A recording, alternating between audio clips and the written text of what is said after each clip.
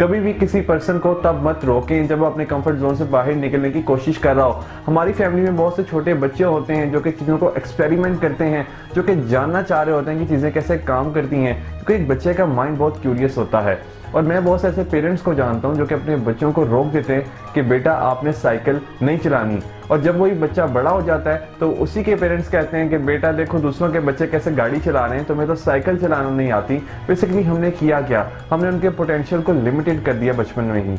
Actually school में बच्चों को सोचना नहीं सिखाया जाता। स्कूल में बच्चों को कहा जाता है कि आपने थ्योरी को याद करना है और जाके एग्जाम में लिख देना है। बेसिकली बच्चों का मेमोरी का टेस्ट होता है स्कूल में, उनके पोटेंशियल का टेस्ट नहीं होता। अगर हम बच्चों की हेल्प करें उनके कंफर्ट जोन से निकलने में तो इसका उन्हें बहुत फायदा होगा प्रैक्टिकल लाइफ में। बहुत दफा जब पेरेंट्स अपने बच्चों के साथ रेस्टोरेंट जाते हैं तो अपने बच्चों का एक ही टेस्ट डेवलप कर रहे होते हैं, वो उन्हें नई डिशेस ट्राई नहीं करने देते। मैं तो कहूँगा पेरेंट्स को कि वो अपने बच्चों को इवन कन्विंस करें कि वो कोई नई डिश जरूर ट्राई करें, जिससे क्या होगा कि वो एक नया फ्लेवर एक्सपीरियंस करेंगे।